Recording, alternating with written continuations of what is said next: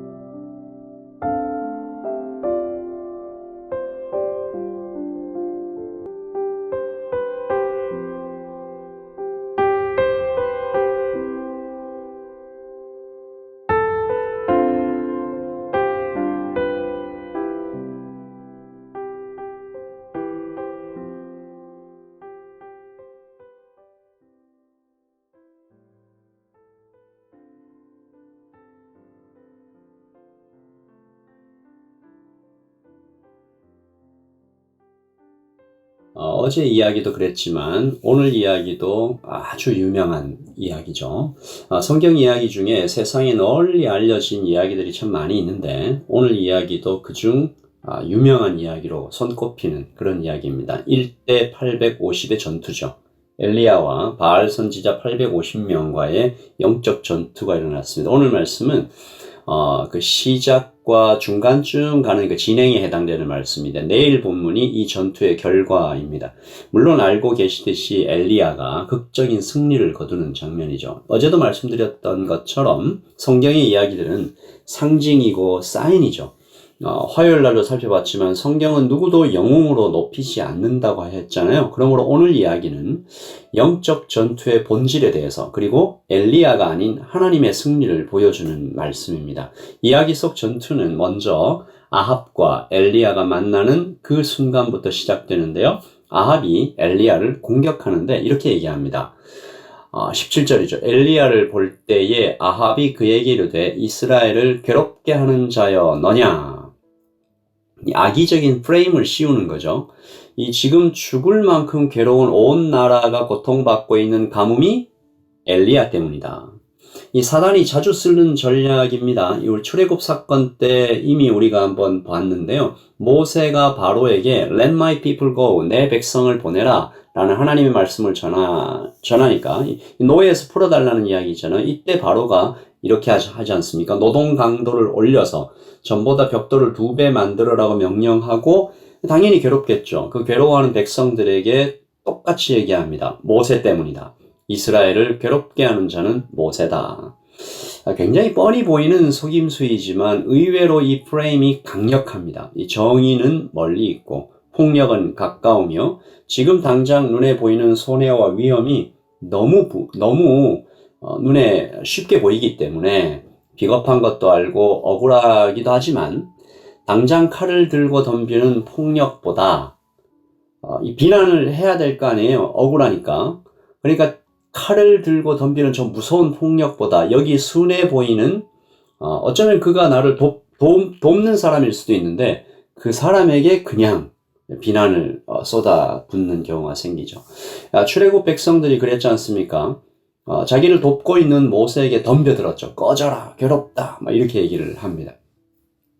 오늘 백성들은 엘리야가 그들을 도우러 왔다는 것, 하나님의 사자라는 것 분명히 알고 있지만 이 아합의 말에 흔들립니다. 머뭇거리죠.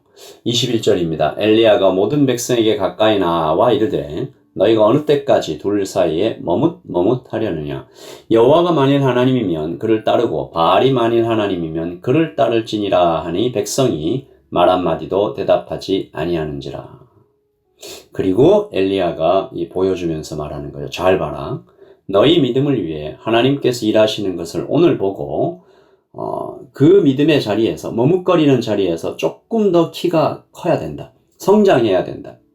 엘리야가 먼저 이방의 신이 얼마나 헛된지 보여주는 것으로 그의 사역을 시작하는데요.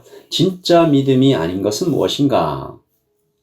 첫째, 크기와 숫자를 가지고 이렇게 막 자랑하는 거 진짜 신 아니다. 22절 엘리야가 백성에게 이르되 여호와의 선지자는 나만 홀로 남았으나 바알의 선지자는 450명이로다.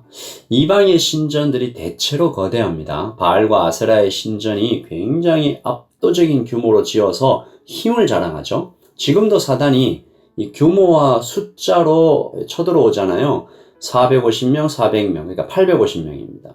어떤 옷을 입었을까요? 좋은 옷 입었겠죠. 위세가 등등했을 것입니다. 그 앞에 엘리야가 서 있는 것입니다. 혼자. 이 광경을 통해서 엘리야가 말하는 것은 속지 마라. 하나님 앞에 숫자와 규모는 크기는 아무것도 아니다. 하나님은 숫자로 일하시지 않는다라는 것입니다. 둘째, 열심과 행위를 강조하는 것, 그것도 아니다. 24절 너희는 너희 신의 이름을 부르라. 나는 여호와 이름을 부르리니 이에 불로 응답하는 신, 그가 하나님이니라. 백성이 다 대답하되 그 말이 옳도다.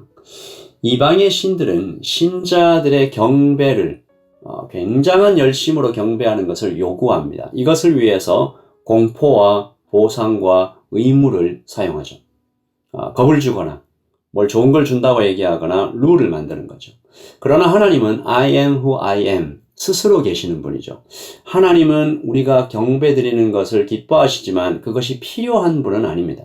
풍요와 안전을 공급하시지만 대가를 요구하지 않으시죠. 하나님은 찾아오시는 하나님, 은혜의 하나님. 바알의 선지자들은 give and take, 정성을 들인 만큼 보상을 해주는 바알과 아세라 신앙 시스템이죠. 더 크게, 더 높이, 더 치열하게 예배해라. 나중에는 자기 몸을 찢고 베어 피를 내면서 예배하는데 인신제사를 상징합니다. 가장 중요한 것을 드리면, 자신의 목숨까지 드리면 그러면 더 큰 보상을 받지 않을까? 정성을 보이는 거죠. 그러나 그들의 신이 대답이 없습니다. 오늘 말씀 29절이죠.